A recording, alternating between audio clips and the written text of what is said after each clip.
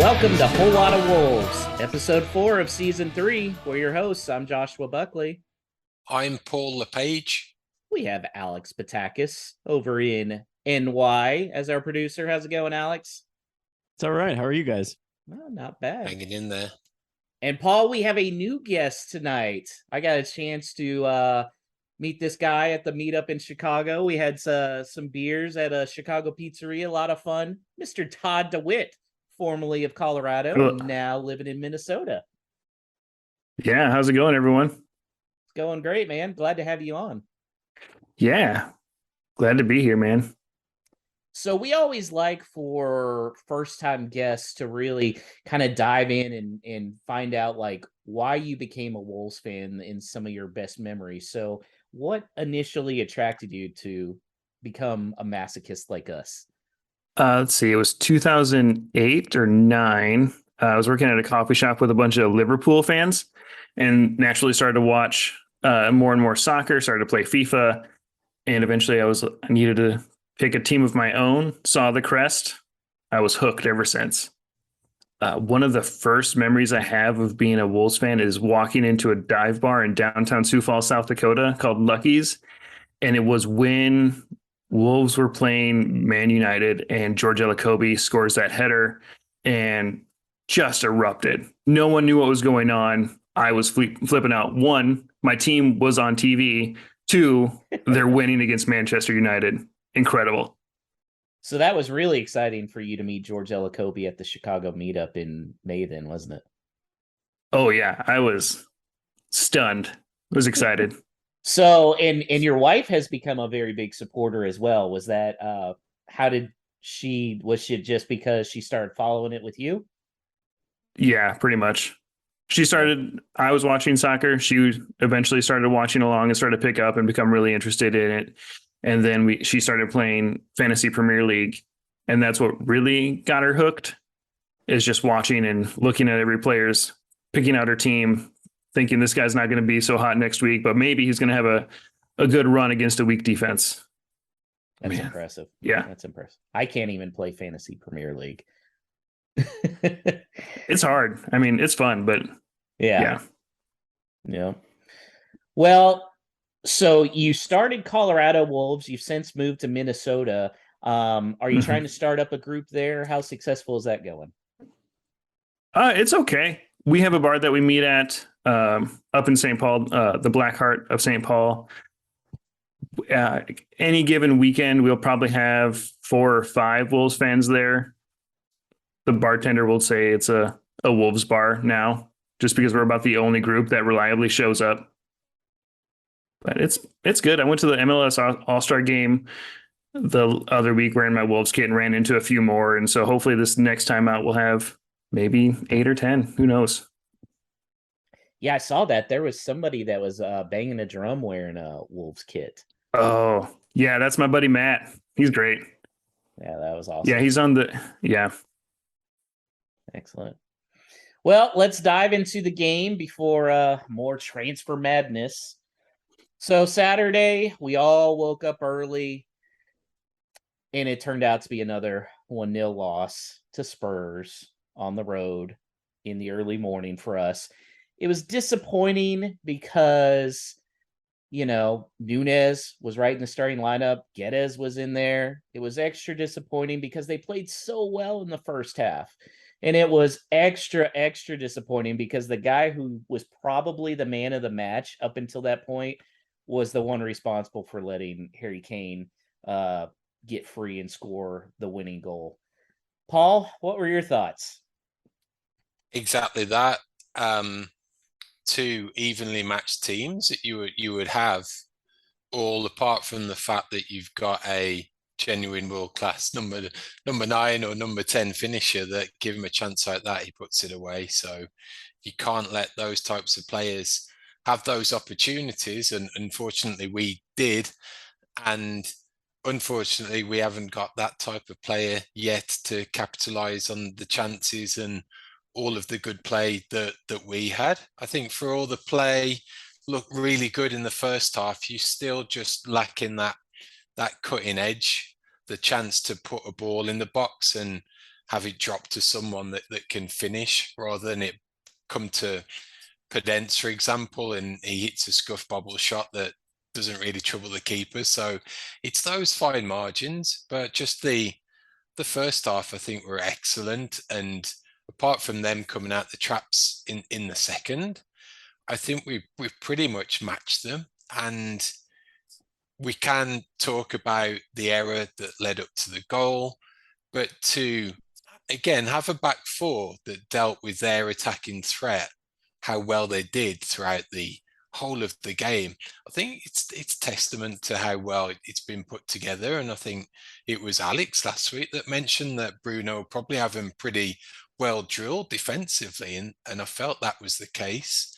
So on another occasion, maybe we score in the first half, and it could have had parallels to that game when we beat them at their stadium last season, or we get a break and it's more of a 1-0 one that we take from the second half on the counter, and we come away with all 3 points. But to have them feel like it was them under pressure and they were more concerned about what we were going to do in the last 10 minutes going into stoppage time, I thought that's quite testament to how far we've come. Todd, what were your thoughts on the performance? I think it was a game of fine margins. We played so well. Collins did so well up until that one little hiccup. It was really fun. It was nice to see the two new guys just get right into the team and gel so well with everyone. They looked really well. Man, it's hard to. It was a bunch of 6s and 7s, maybe a few 8 ratings. No one did anything really terrible, but no one did anything really spectacular. Yeah, I think Bruno's got a fine team there, and I'm excited to see where we go from here. Yeah, Collins was really spectacular up until that free kick. He had the one where he was in the whole back line was dead to rights, and he managed to track down the guy who had broken free and cleared it. Paul, who do you think, because you can't really give him the man of the match then after that kind of mishap, who would you say was the Wolves' best player? For me, Neves, and he'd be in that 8 category, that he just seemed to really dictate the midfield, both ours and really against them as well. Just in general, I think that 3 was such a perfect complement that he got exactly what we've been looking for. My only sour moment is that it was super noticeable when Moutinho went off and Dendoncker came on, and it's Stunning. not necessarily a slight on Dendoncker. It just shows you the absolute chasm of quality that we've got between our starters and our bench. And I think we all realise that Dendoncker's probably hit a peak as far as what our expectations of him. It kind of makes me not wonder, but really hope that they are planning for the successor of Moutinho, because it was generally poles apart when he came off. Yeah, and Donk missed another sitter. I mean, it seems like there's one of these each game. It's getting a little frustrating, huh, Todd? It is, but I mean, he's not an attacking player. He's a utility player. If you need someone to be that strong body in midfield, he's your guy. If you need someone to be a little bit more attacking in the back, he also sort of fits in. No one really, he's just one of those players that does a lot of things well, but not a few things really great. Yeah, that's a really good description of him. Other than him running like he's in Roblox. But I do. This is one of the few criticisms I've had with Bruno is it always seems like he's trying to put Dendoncker in some kind of attacking role, and it's just at some point you have to understand that's just not who he is.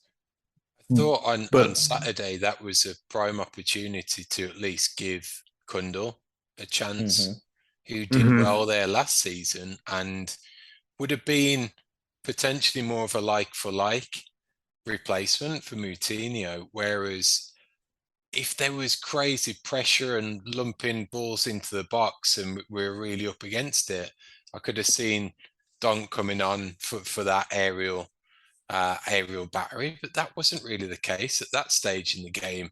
I think we would have had a better chance penetrating them if we'd have kept more of that shape that we had when Moutinho was on with a like for like with Kundal. You mentioned Kundal. So we don't really know here. The transfer window's coming to an end. Would you rather see Kundal staying with this squad and just maybe an occasional start in a cup game, mostly coming off the bench really late in games? Or would you rather see him go off on loan to the championship and getting starters minutes and really improving? Todd? I would like to see a loan for him, get some serious minutes, put him in a starting 11, put some pressure on him, and just let him develop a little bit more. Bring him back next season and see how he does. That's the ideal, but it's back to the question of who comes in and takes that place on the bench. So it comes down to squad depth at the end of the day. I'd rather have him if we're not going to sign not necessarily replacement, just someone who's going to be in and around that first 11. If he departs, there's no one really there to take up that position. So in an ideal world, I'd be exactly for that, give him a full season somewhere. But I'm thinking now, if there's no incomings in the midfield berth, then he's got a spot on the bench this season. He might get some more minutes as it progresses. I wouldn't be surprised if he starts in the cup game on Tuesday, which we'll talk about that a little bit later. Matheus Nunes looked awesome. Nearly scored on what would have been a spectacular header on a great ball by Neves. Since everybody else likes numbers, we'll go the American way and give grades. A to F. What would you grade Nunes's debut at, Todd? B plus. B plus. I think that's pretty good. Yeah. I mean, he came in, had 2 days maybe training and working with the team, and to be that effective and look that good against a top 5 team, incredible. He would have got an A if he would have scored.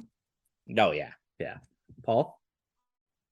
He wasn't. Yeah, I'm in the same category of a B, and if he'd have got that goal, that would have been the perfect debut, really. And it showed to me that he's kind of got a bit of everything, which is great. So he looked good, recycling the ball, winning back possession, keeping a hold of the ball. I think sometimes we forget how good our ball retention is, and certainly me as an older fan, I've never been used to players being comfortable on the ball as much as we are now. So that's fantastic. And I think if he is popping up occasionally in those types of spots, we were talking just 2 inches either side of that post, and it would have been some debut, that's for sure. Paul, the lineup was kind of weird because it had the personnel before 3-3, 4-2-3-1, but then you had Neto dropping back at wing back. What did you gather from what was going on there? I originally did think it was that setup and it was a 4-3-3, but I think the commentary team picked up on it that there was a lot coming down. Yeah, they wanted to talk up how much was coming down the side Neto was on. So I think that really, I'm not sure if that impacted on his performance by what he was asked to do, or whether it was him being on the opposite side, or whether that 4-3-3 is wholly conducive to bringing the best out of Pedro Neto. I'm really hoping he's got some versatility and he's rounded, that him and Guedes can be a pair of wide players that can dovetail a little bit more, maybe swap wings. It seemed like they're on the opposite foot, wanting to cut in. I'm hoping that Neto's got that to his game that can fit within that formation. What do you think, Todd? Do you think that was a decent move to have him kind of playing some wing back? Yeah, I think it worked. The plan worked for the most part, but I also think it limited how effective he was going forward. Because he's not, I mean, that's not his best position, but he did a solid job there. Bruno stuck him there, trusted him. Yeah, no faults.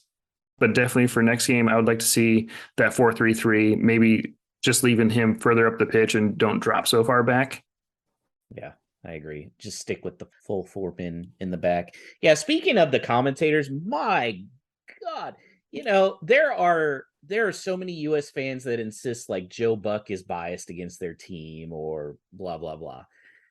Like if that announcing team was covering an NFL game and they were like that biased towards the Cowboys, there would be rioting. That was just appalling that NBC would be fine. Well, I mean, it's a Big 16, so I guess they're fine with it. But I mean, that was just some of the most blatant pom poms I have ever seen from what's supposed to be a neutral commentating team.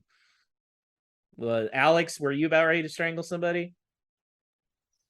Yeah, I was, but it was expected, I was happy that the refereeing was not as biased as the commentating, because I actually thought I was actually out for some weird reason. I woke up super early and was out watching it in public at a bar, and the Spurs fans there were even more frustrated at all the calls that Wolves were getting. So at the very least, the officiating was solid, unlike the commentating. Yeah.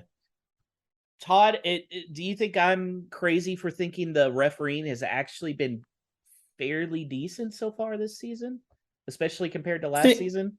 I think at least in our games, there's been some terrible calls in the Premier League so far this season. But I think so far in our games, it hasn't been the best, but at least it hasn't been biased one way or the other. There's been blown calls on both sides. Paul was shaking his head no. Or off the Fulham game than anything. I just it still staggers me that we've got this professional structure, we've got all this technology, that yet there is still question marks over the officiating. It should be the last thing that we're talking about, but often it gets mentioned as one of the first. So until they get it sorted out, will they ever? Probably doubtful. But we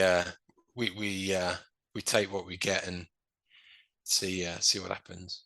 I do think it's been better than last year, though. Last year was really appalling, and it does seem like they are making a concerted effort to let them play a little bit more, let the teams be a little more physical, which I enjoy. Less flopping.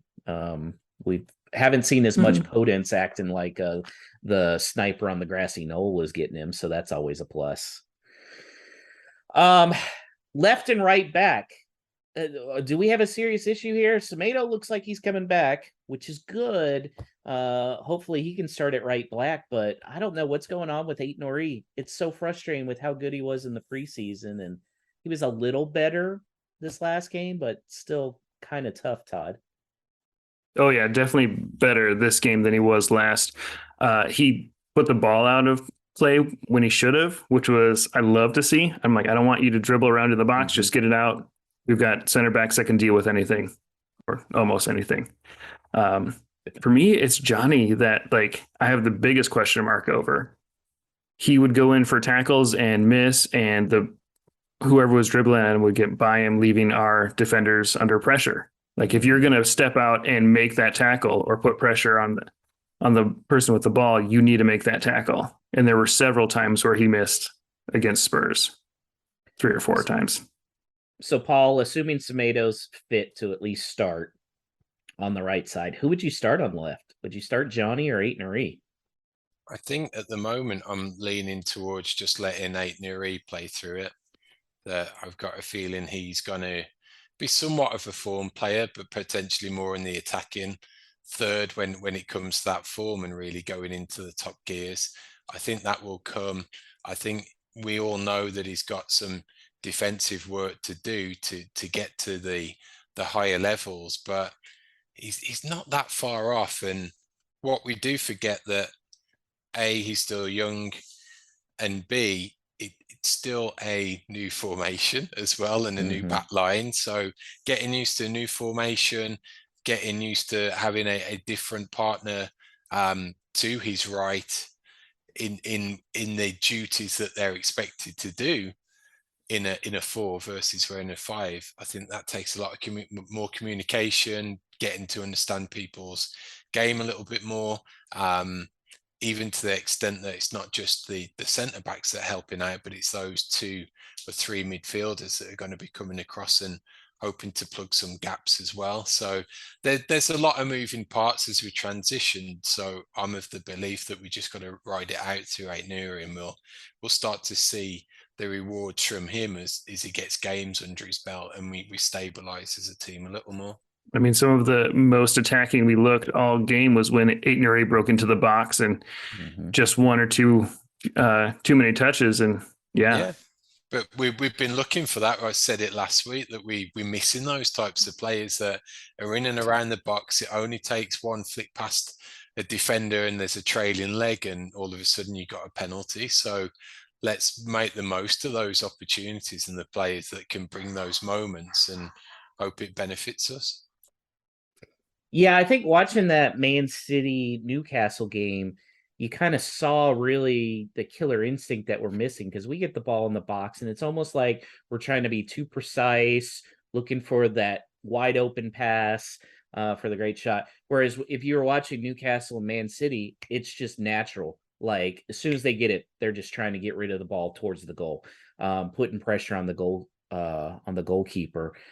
Yeah, we just need that. We need guys to just go on instincts instead of trying to be so technical in there. How long, Paul, do you think it's going to take? Because I really feel like if we are watching that game against Spurs, you can tell the talent's there. And at least the Portugal guys have played together in some form or fashion, but it still seemed like they were a little bit off, still trying to learn each other's movements, anticipation. How long do you think that's going to take? I'm not worried until about game 6 to 8. I think it could be that long, and especially with what seems like this extended transfer window that we'll be a month into the season pretty much, with it starting so early, that a lot can change, a lot can develop. So I don't think we're going to see a great deal of stability in a team click until probably 6 to 8 games in. How about you, Todd?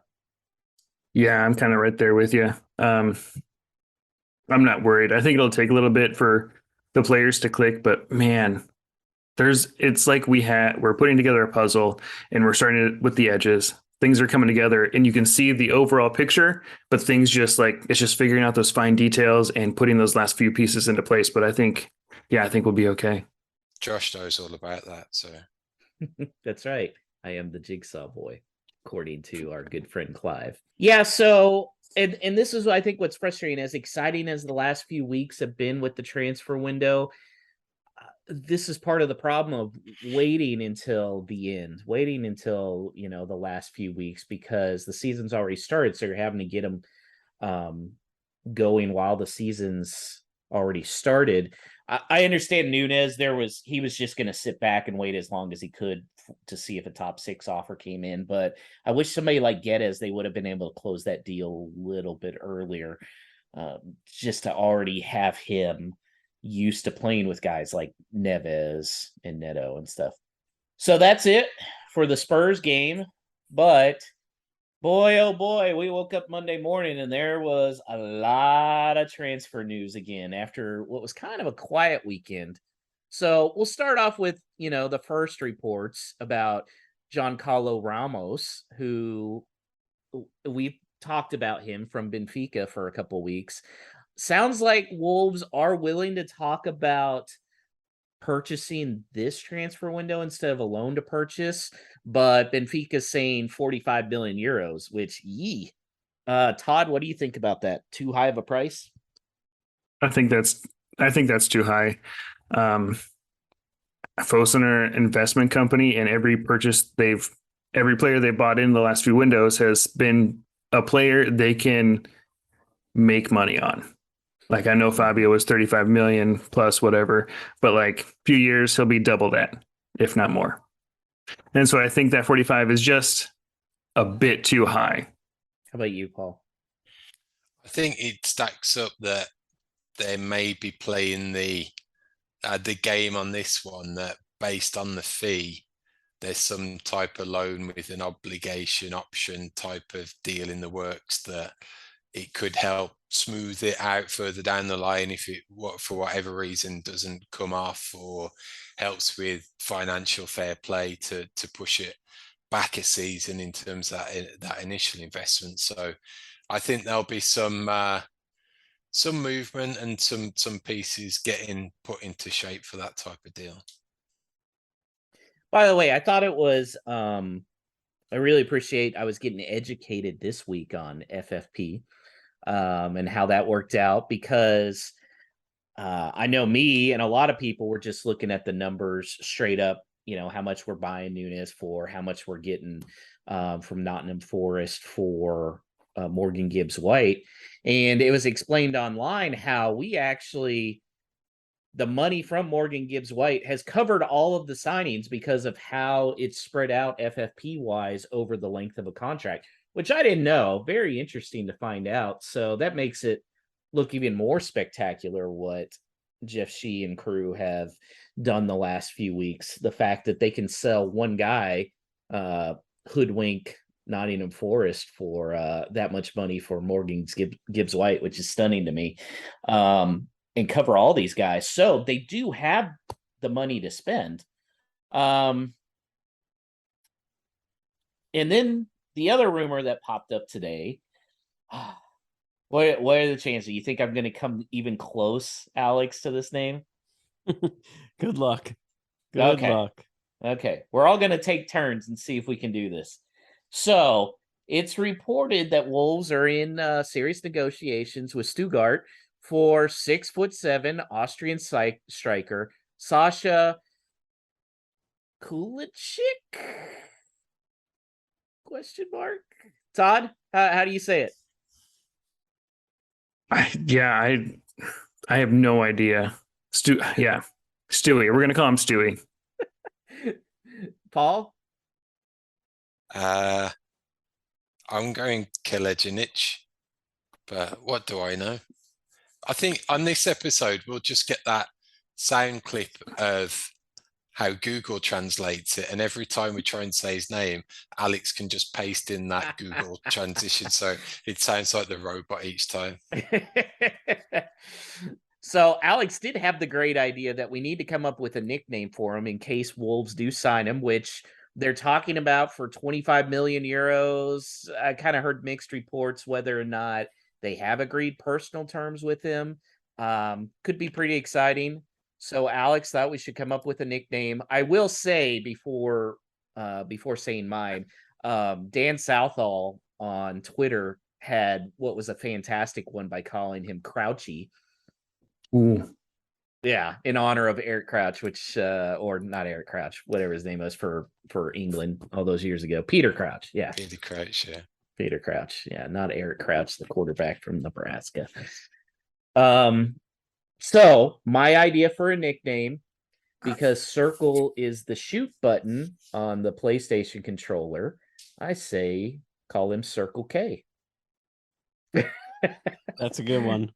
Yeah. Paul, you have one? The thing with these types of players and the originality of English nicknames is that you can only really stick the word big in front of it. So it can be Big Sash, Big Cal. Who knows? It's just got to have the word big in front of it. Big blank. Yeah. Hopefully he doesn't score blanks. Yeah. Or Special K. If you want to go the sweet dessert route. Special K. Yeah, I thought about that one too. That's a good one. Is that your choice there, Todd? Special K, or you got another one? Special K. Yeah, probably Special K. I like it. Alex, it was your idea. Did you have one?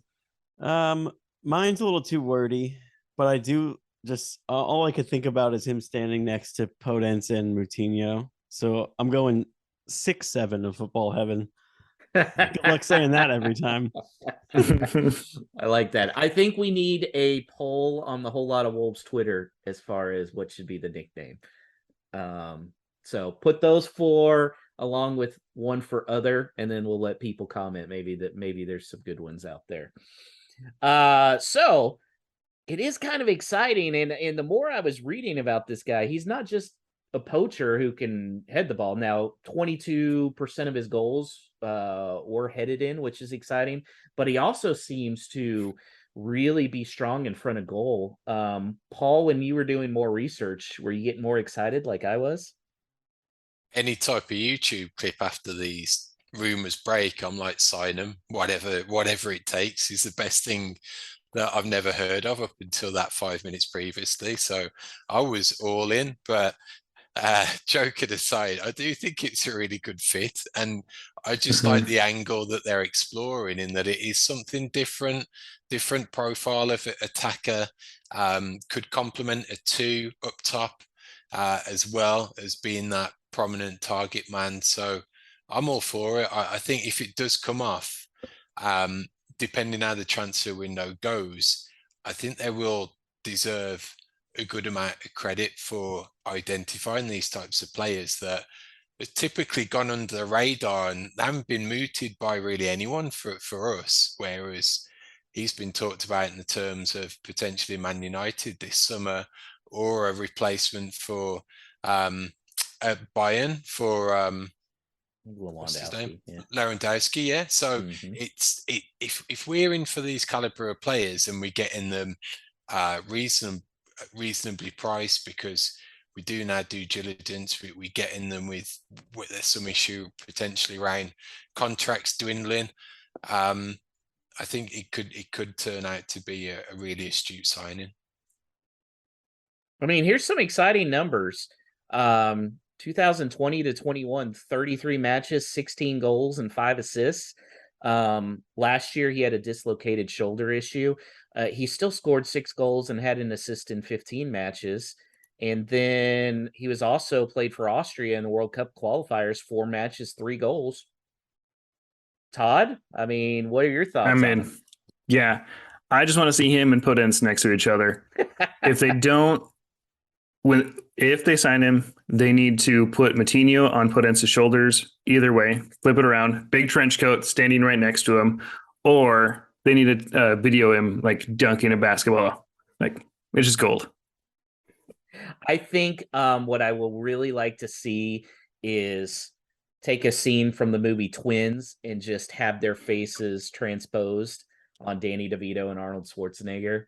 And then with Bad to the Bone playing in the background. I'm sure somewhere there's some promo material with Spud Webb and Manute Bol. Just remake that. Yeah. Someone on Wolf's Twitter today said that the video from up in the tree is going to be eye level when they're trying to see him. I thought that was pretty good. I'm thinking of how inventive we could get at corner routines, that Podence could actually be a threat in the box if Big Sasha lifts him up to head it in. That could work quite well. Or some screens and you don't know that Podence is there and all of a sudden he runs through his legs or something. I think the opportunities are endless. I mean, it works in rugby, right? They always have the guy that they're lifting up. Yeah, I'm excited for the team photo. That'll be just tremendous. It's definitely like mini me. And for those of you interested, I'm sure Alex did the exact same thing. Yes, he's rated 77 on FIFA overall with an 82 potential. You looked it up too, didn't you, Alex? I sure did. Yep. That's always the best.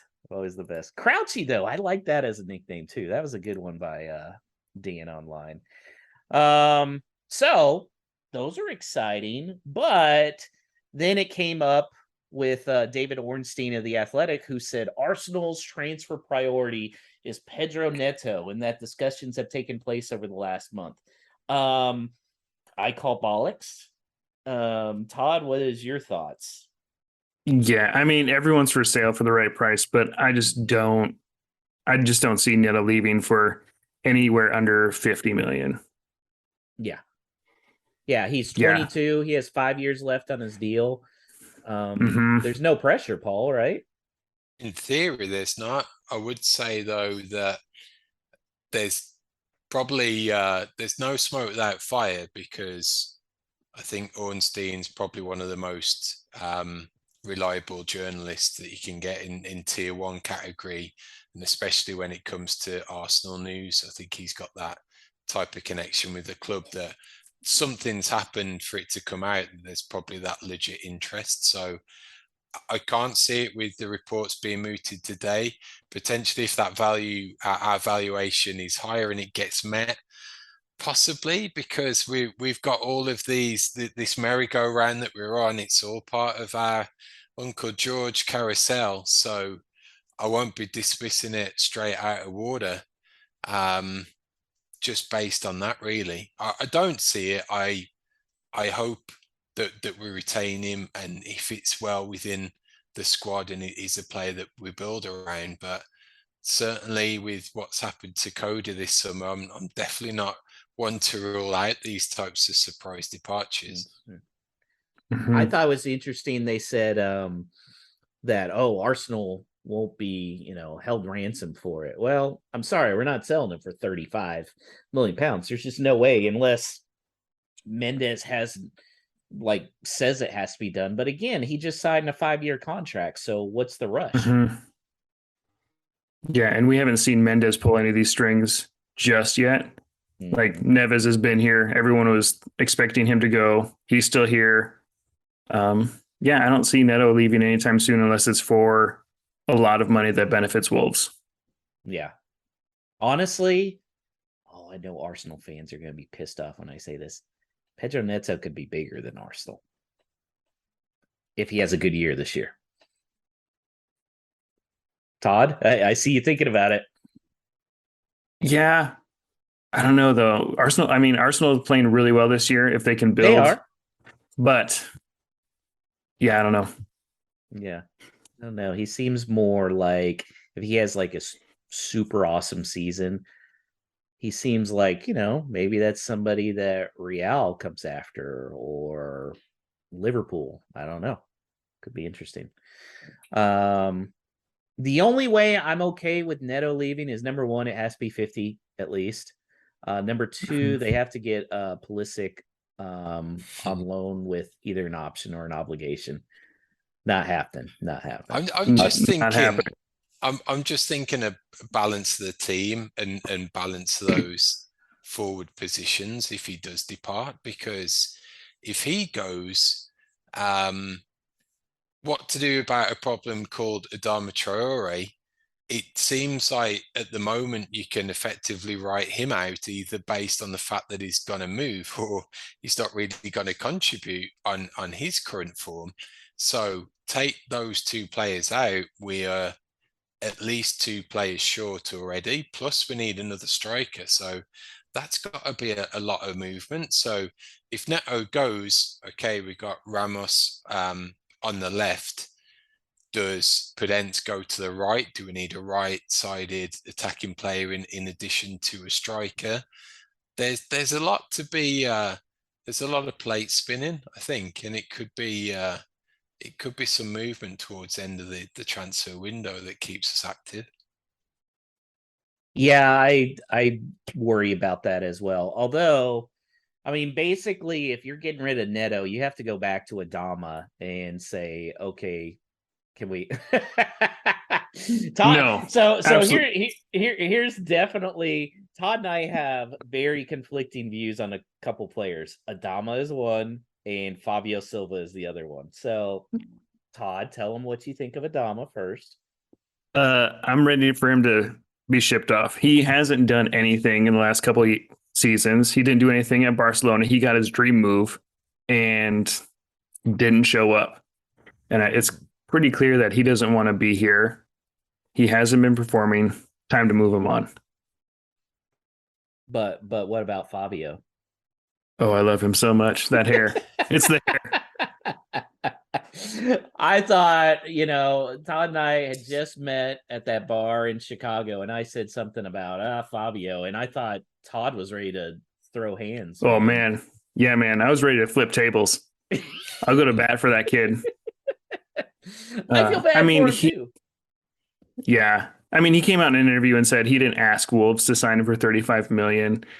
And he's a hell of a player and he'll come good, but he just got a raw deal being bought for that much, being brought in, and then Raul gets injured. He wasn't ready and a lot of pressure was put on him. But now he's just scoring goals for fun. Love it. Yeah. Who said I needed to start a Twitter account that was did Fabio score this week? Yeah, that was you, Paul. Yeah, I need to do that.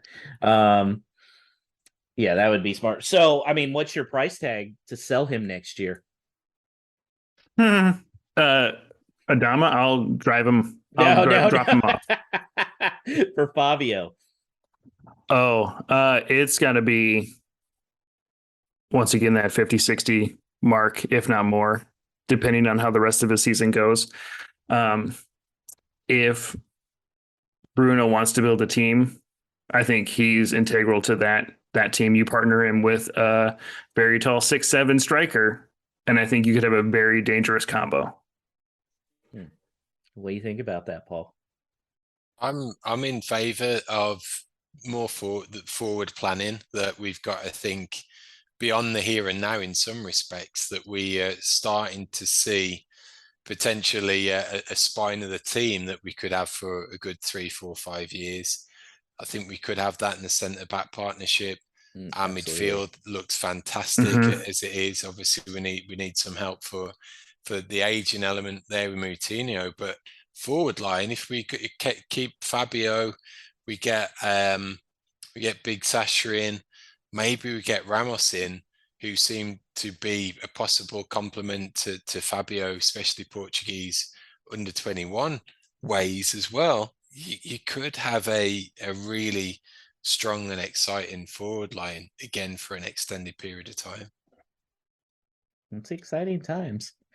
One guy who could be on the move, probably Willy Bolly, although Nottingham Forest offered £1 million for him. That was not a good price. Todd, what's your price to sell him? I don't know about Willie, because he's still a useful player. He's not the player he was, but he's still, I think, a useful player. And we don't really have a ton of backup left for that back line. I don't know. I don't know if he's for sale for me. I could see that, especially if the price is $1 million. You might as well just keep him. Yeah, just keep him. I think that they've probably offered $1 million. We've said he's not available for 5, and they'll meet midway for 3. And I think his potential replacement, if they could get someone experienced who's happy with that type of berth, I'm not sure anyone kicking around domestically would necessarily fill that criteria. I could see that 3 million being invested in the likes of a Mosquera equivalent from a country like a Colombia or South America that they've identified, and they're able to spend that money in the hope that it'll be a younger profile, a centre back that can kick on and develop. Yeah, I worry about. I see what Todd's saying, because obviously we have Totti on the subs. You have Mosquera, but you don't really have that experienced guy. I'd be curious to know if Willie's going to be pushing for that move. Yeah, I'd be. I'd have thought he'd be wanting to play by now, but again, the other side would be, if he's looking for one big final payday, that would probably be overseas again. So whether that will happen with the move to Forest, I'm not sure. So one other thing that we saw in our group text, Paul, was Andrew Smith asking if Lodge was going to be on the hot seat if they didn't get points this week, which I laughed, as I usually do. Bruno's safe through unless it looks flat out like they're going to get relegated by like February, right, Todd? Oh yeah, I think he's safe and through the World Cup unless things go drastically wrong. I mean, look how long they stuck with his. Look how long they stuck with Nuno. I mean, it was clear things weren't going to get better with him, but they're like, let's stick with him. Let's see if things improve. I don't think they're a hiring and firing club according to recent history. It's for me, it's got so many parallels to last season that we started off looking great, couldn't buy a win, couldn't score. It seems exactly the same. And all it'll take is for those first 3 points to steady the ship and it'll be okay and they'll build on it from there. So, show my age again. Back when I was a lad and growing up, they never even published the league tables till about 5 or 6 games in because there wasn't any internet and everyone had to rely on the printed newspapers. So they just used to wait from one week to the other. So you wouldn't necessarily see a league table until a few games in. So I think he's certainly got these next 3 games coming up, and we'll be able to judge him and the team a little better after them. I've been thinking about how everyone is so hungry for points, which we should be, but I keep on thinking about that 2011-2012 season. Fantastic start to August. Mick was sacked by January, or at the end of January, and then we were relegated. It's a long season. Bruno's building something. Let's have some patience. Well, if you watch the videos too, with Nunes coming in, these guys adore Bruno. Man, all these Portuguese coming in, he's playing a big role in getting these guys. And you can't just turn your back on him now after waiting this long before you're actually backing him. The other guy who looks extremely happy in these videos is our captain, our new captain, Ruben Neves.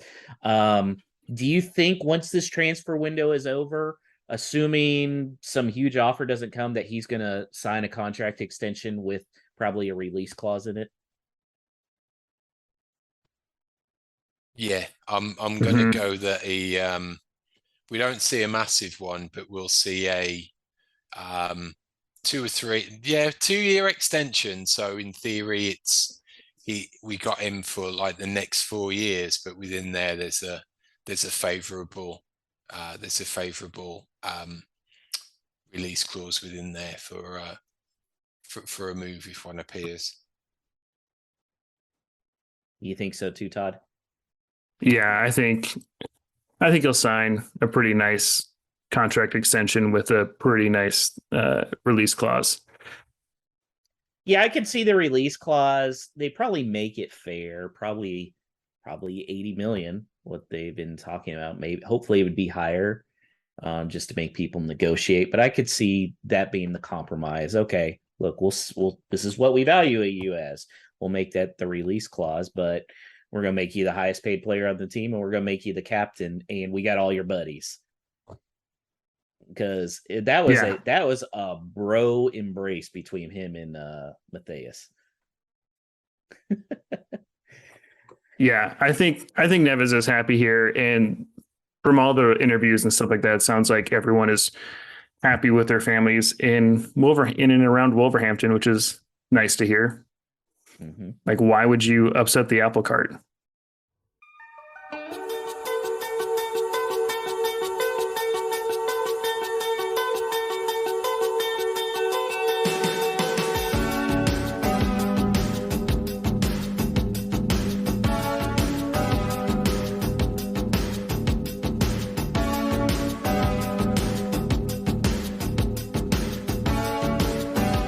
And here to help us get ready for Sunday's game against Newcastle, it's our good friend, Alan Llanes. How's it going, Alan? Oh, pretty good, man. I was wondering how you were going to do on that last name transition. I gotcha. We got a lot of tricky name transitions on this episode potentially. So you're quite easy. Well, good. Mine should be easy. Yeah. Yeah. He's of course with Mobtown Magpies in Baltimore. Yes, right. Everything going well up there? Yeah, man. A lot more. It's amazing what new ownership and buying a couple players will do to people coming out to the bar every weekend. It's yeah, it's nice. It's a nice change of pace. Everything's going well. We haven't lost yet. It's incredible.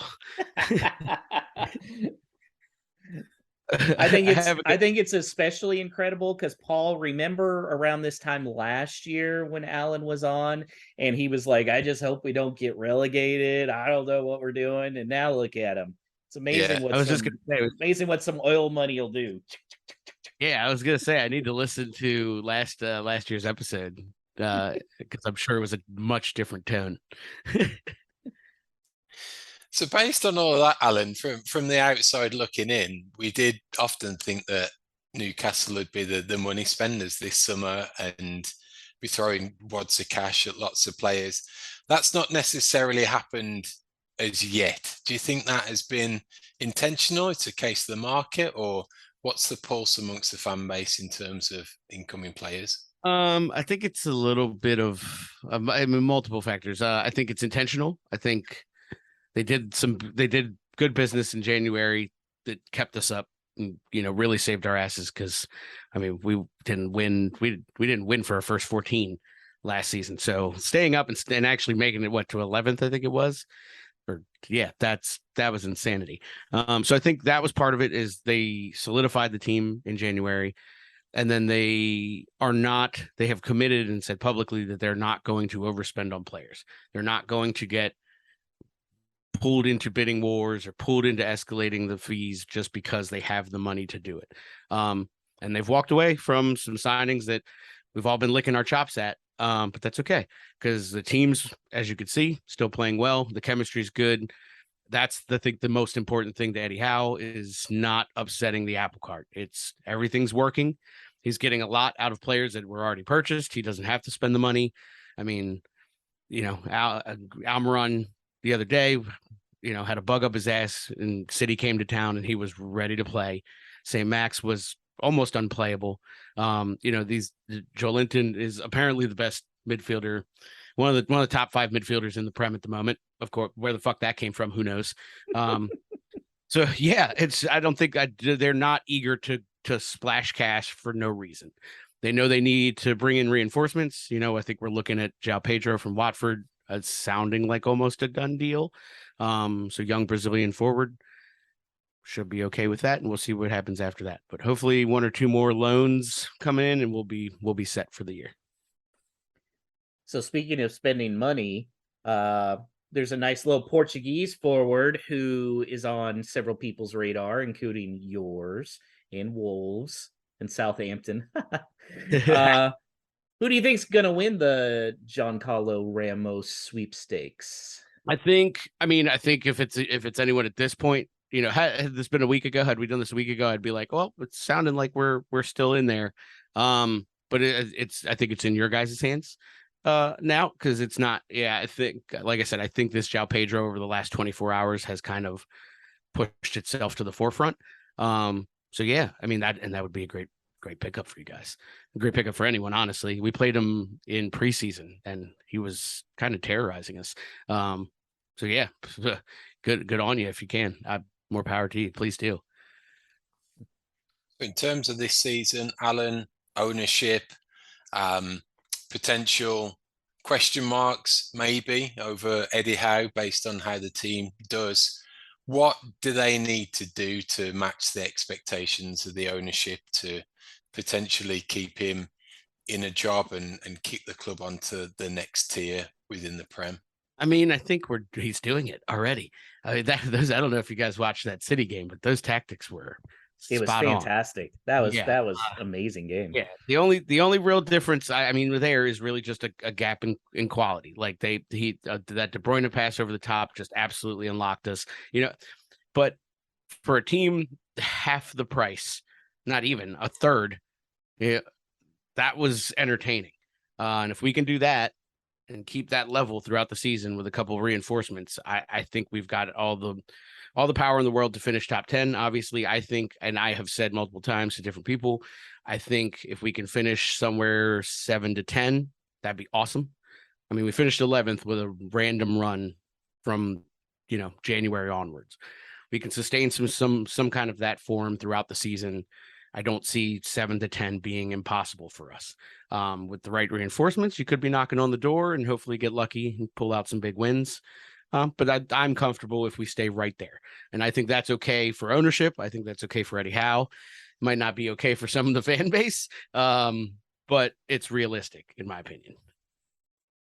So on to Sunday, specifically, Alan. What do you think in terms of expected lineup? Is there a chance that based on those tactics, you may switch it up being away from home? You mentioned a few of the players who did well on Sunday and have started the season off on a good footing. Who's the informed players that we've got to be on the lookout for as well? I mean, they kind of, I'm not gonna lie to you, they kind of picked up right where they left off at the end of last season. I mean, everyone's playing really well. I think the defense and our goalkeeper are probably all still gelling. I think that's probably our questionable area at the moment because you've introduced Botman. I think Target's out for a little bit with a knock.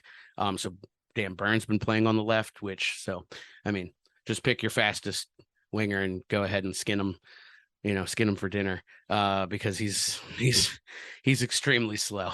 So that's the only question mark right now, but Pope looks fantastic between the pipes, which was, I think, a great pickup for us. And then if Maxey's playing the way he played against City, gentlemen, you might have your hands full. It might be problematic for you guys. I rarely see City nervous about a forward. Kyle Walker had no answer. Absolutely no answer. Yeah, that was impressive. But I think, him and Joe Linton have just been absolutely top notch these last 3 games, the first 3 games. Those you got to keep an eye on. Wilson's always around the goal. So, I mean, if all the supporting players are playing on, but those 2 guys specifically have just been linking everything up from the back, and it's been pretty phenomenal. So if you guys can shut them down, you got us penned. Do you worry about maybe a little bit of an emotional letdown after you guys were so high, played so great against Man City at home, now going on the road against a team like Wolves that can kind of lull you to sleep sometime? Mm-hmm. No, I mean, that's a good question. And I think it's a total possibility. I guess it's now, this is this next stage of the development, right? Like has this team matured enough to walk out from that 3-3 and that kind of high energy, high emotion game and then bring it back down and get back to work, and put out a good result, against a decent side, a team. If we want to be in that 7 to 10 range, we've got to hang with you guys. We've got to, you know what I mean? We've got to play well against clubs like you. So I hope so. I think they will. I think Eddie's got them very disciplined and it's all business. This isn't the Steve Bruce show. We don't show up to practice for 4 hours a week, have some pies in the cafe. No, it's not like that anymore. So I think there's going to be a little bit more discipline and hopefully a more ready team to come off of something like they just did.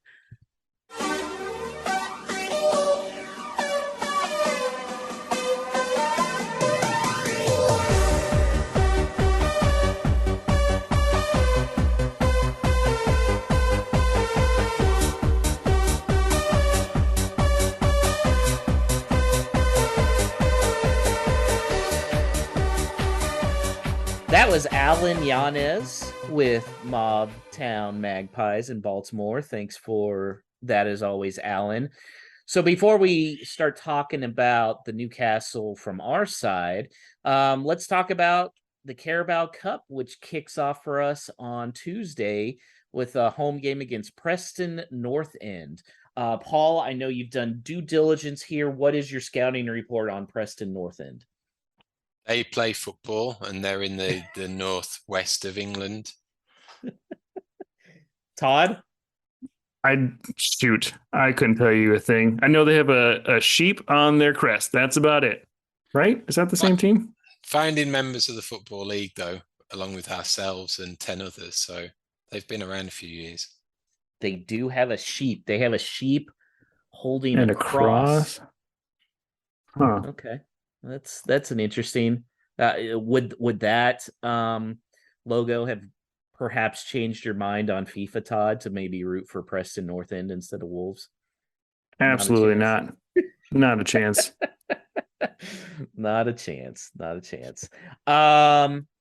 So what we thinking about a lineup for this? This goes back to my earlier point that the players really need to get some more playing time together to learn each other's tendencies. I kind of feel like we need to throw somewhat of a full squad, and I think we're helped by the fact that we played on Saturday, had that extra day, plus playing Newcastle on Sunday, so an extra day of recovery.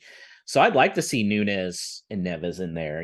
I'd like to see maybe not Raul, but definitely Semedo. Get some of these guys in here and learning to play with each other. Is that what you think as well, Todd? Yeah, and I think I'd like to see Raul play, get some minutes, get those legs back underneath of him, and see how well because essentially you can just use this as a preseason game for Raul to gel with these new midfielders and attackers we brought in. Mm-hmm. How about you, Paul?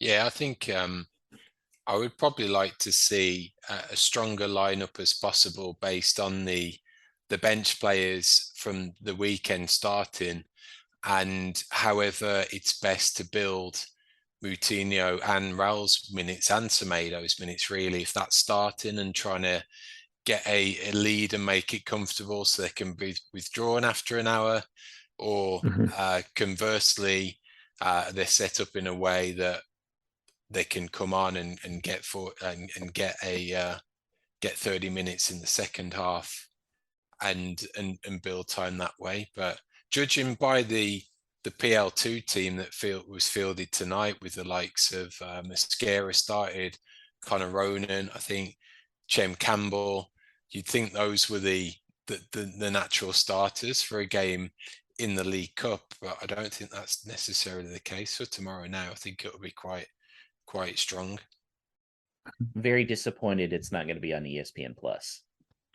Yeah, me too. I thought they would have like they do with the FA Cup, which works great, that if they're playing, then you get to watch it. You don't just cherry pick the best 3 games. So yeah, a little disappointing that the rights don't extend as far as blanket coverage across the competition. So Preston, without looking this up, Preston North End has played 5 games in the championship this season. Todd, how many goals have they scored? 3. Paul, Say how 3. many goals have they scored?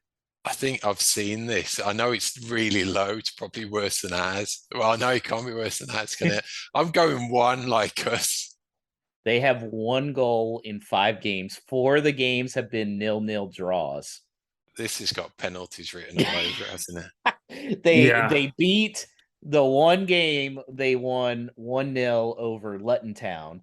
And then in the first round of the Carabao Cup. Sorry, Josh, just the pronunciation, Luton. Okay.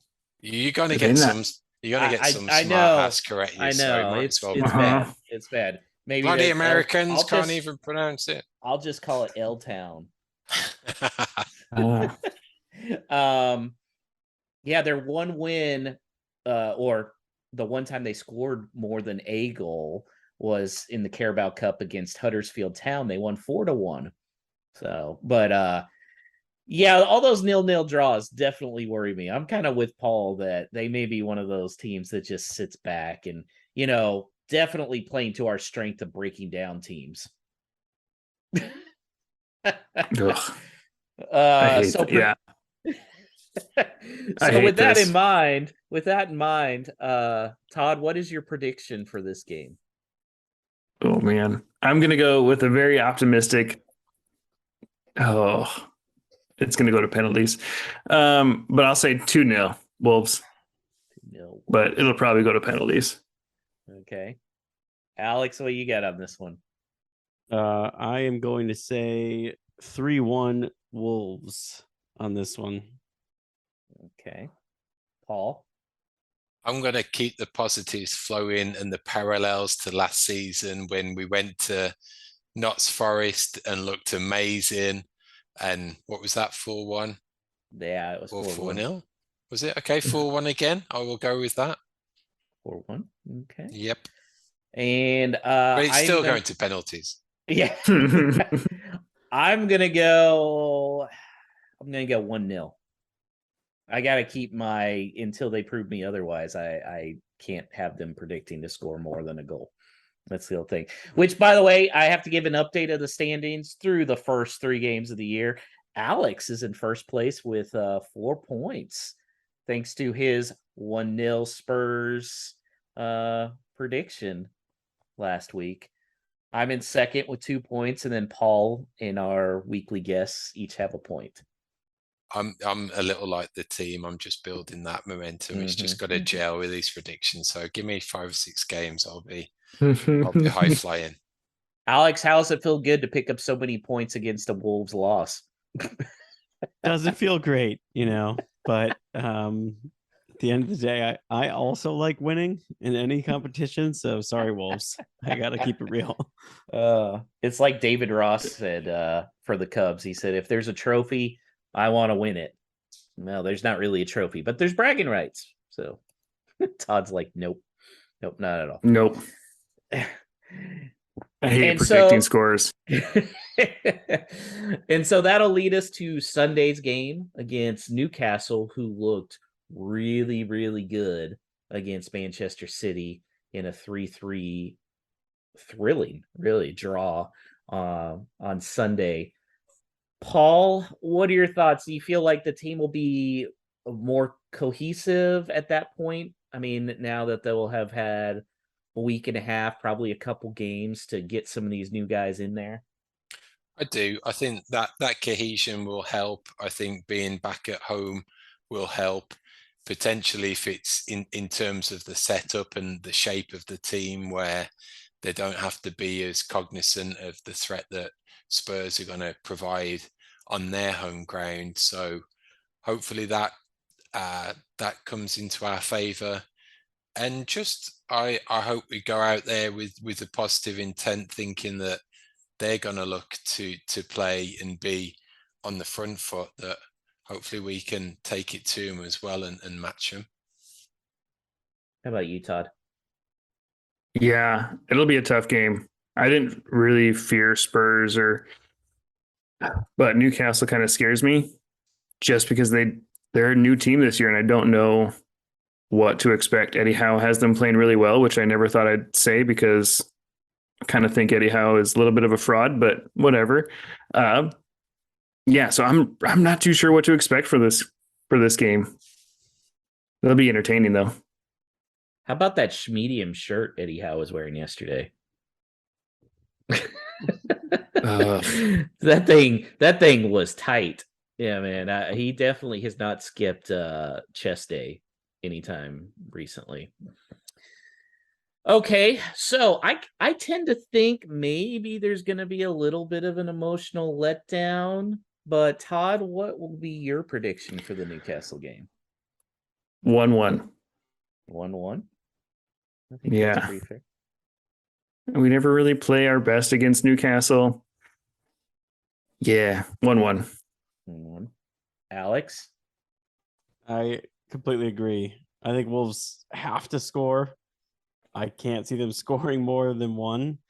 And I know that defensively they were really organized against Spurs, but Spurs are so out of form in terms of like the clicking between Son and Kulusevski and everybody that I almost fear Newcastle more. So I think they get on the score sheet. So 1-1 draw, a frustrating one. Paul? I'm looking at these next 3 games after the first 3 in total points, and I think we need a minimum of 7. And this is the one that I see the potential for a point out of all the combinations. So let's veer on the positive side. I'll say 2-2. 2-2. Still a draw. Yeah. 2 goals though. I haven't seen 2 goals since forever. Yeah. I'm gonna say 1-1. I'm gonna say Wolves score in the first half, and we're all feeling good. And then Dan Burns gonna find a header in like the 85th minute or something because he's so stupid tall. So yeah, I'm gonna say 1-1. I hope I'm wrong. I would really like to score more than a goal and get 3 points. That would be, I feel like a lot of pressure would be lifted off if they could do that. Yeah, I have a really good friend who's a Newcastle fan, and I would love just to rub his face in it. So I would love it so much. I agree though with Paul. We gotta get 7 points from these next 3 games, or it could get a little dicey. But I have faith. I still have faith. So, Alex, do we have any no stupid questions this week? We sure do. A couple of them rolled in on Twitter. As a reminder, you could always get in touch with us on Twitter at WLWpod or hello@wholelotofwolves.com.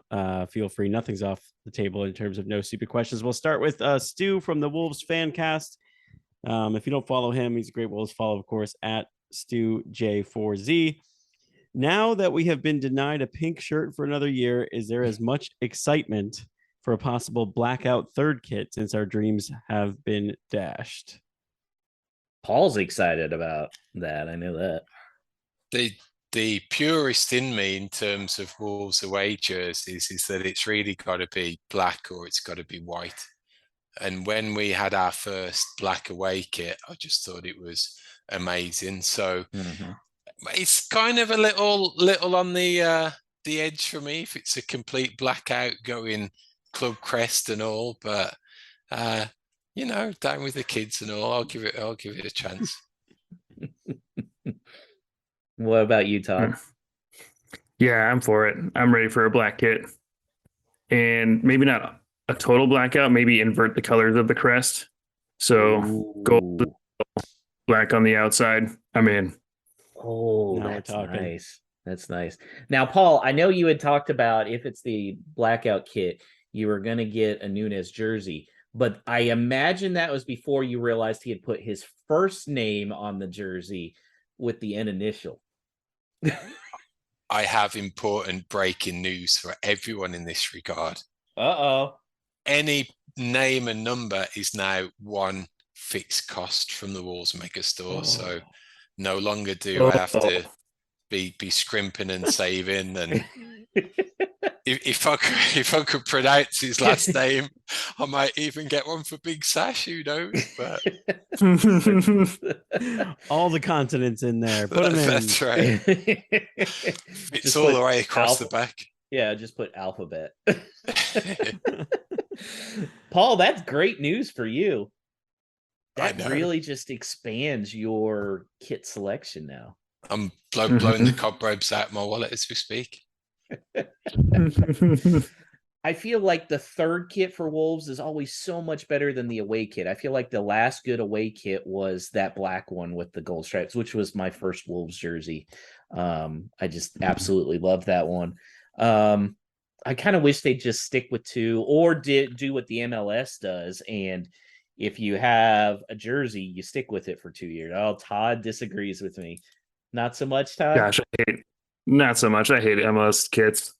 They're all Adidas. They all look the same, pretty much. Oh, no. I don't mean the kit itself. Yeah, no, the kits are garbage. I mean how they keep it for 2 years.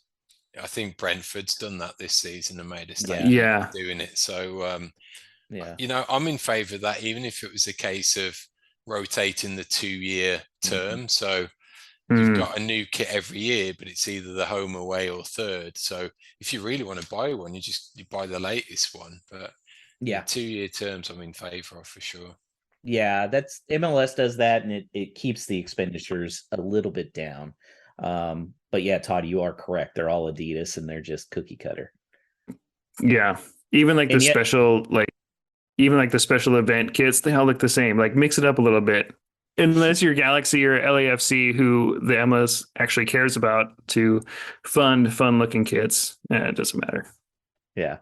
Of course, all of those MLS kits are better than the rumored Nike kits for the World Cup for the US, which look hideous. And I'm so disappointed. Did you see the Puma kits that were leaked for Switzerland? It just looks like they're wearing a big "Hi, my name is" tag on the front. It's great. It's awful. I think this World Cup is going to be just full of awful kits. Brazil's looks pretty tight, I must say, but it's hard to screw up Brazil. And all right, the final no stupid question I've been very curious about this as well. So I'm glad that Steve Young wrote in on Twitter and mentioned, I probably missed this, but what is the deal with Josh's profile pic on Twitter? So look, guys, I live in Houston. It's normally hot. When it drops to like 30, 40 degrees, it gets cold. And what's good when you're cold? Putting on a onesie. I'm okay putting on a onesie. It's a Care Bear onesie. It's a Grumpy Bear onesie. It's so nice and comfortable. I don't mind at all. I actually have gone out Uber driving on Halloween wearing the Care Bear onesie. Hey, when the freeze happened here and our power went out, I was rocking the Care Bear onesie. Had to put one of my cats in it to keep her warm. So yes, that's what it is. This is my Grumpy Bear Care Bear onesie. I also have an Eeyore one as well, just in case I want to shake things up. Have you ever driven in that one? No, I haven't. Haven't driven in that one. Just in case. I may do that this Halloween. But yeah, when the freeze happened, we're all having to be by our fireplaces and everything. And there was one Chinese food place down the street that was open. And I walked there. I was wearing my Care Bear onesie. I don't care. Todd just keeps shaking his head at the freeze that you keep mentioning. Oh man, that is not cold. That is shorts weather. Yeah, it's shorts. For us, it's freezing. Of course, when people talk about, it's so hot, it's like 85 degrees. We're like, oh, that's a beautiful spring day. So it's all perspective. But you don't wear man, Todd, I would constantly wear a onesie like if I lived in Minnesota. I don't have a onesie, but I have like a Batman fleece poncho that I wear around. It's great. Nice. Yeah. Around Halloween time is when Target has a good onesie selection in the men's section. Hopefully the Wolves Maker Store is getting some good ideas for a new product line that they could launch. Oh yeah. I would buy a Wolves onesie in half a second. Oh yeah, 100%. Do it. So that's the story of my profile picture. So that's it for today's episode. But before we go, Todd, can you let people know how they can get in touch with you if they want to meet up with you to watch the Wolves in Minnesota? Yeah, absolutely. Twitter is probably the best way, at TODEWITT, at Todd Dewitt. It's just the first two letters of my first name and all of my last name. I'm on there all the time. But we meet at Black Heart of St. Paul for every game if it's the kickoff is after 8 a.m. or so. Now, one more question here. Is it when you tell people like I'm a Wolves fan being in Minnesota, do they just always automatically assume it's the T-Wolves? No. Minnesota, Minneapolis, St. Paul specifically is a big soccer football town. So I work at a children's hospital, and it's amazing how many kids recognize the Wolves logo on my badge reel. That's awesome. It's awesome. It's great. So we will be back, everybody, next week. This time, same place. We're going to review that Newcastle game, and then it's a quick turnaround with a back-to-back fixture week with Bournemouth, which will be away on Wednesday the 31st, and then a home game against Southampton on the 3rd. So my luck's been pretty good so far that I've asked Jeff for these signings and they've kept on coming. So keep it up, Jeff. You're doing a good job. I never had any doubts in you whatsoever. So we'll be writing our apology letters next week, Paul. I think that's come the end of the transfer. We'll do a full letter writing transfer window recap, sucking up to Jeff and apologizing profusely. I am sure we will do that. So in the meantime, everybody, up the mighty Wolves.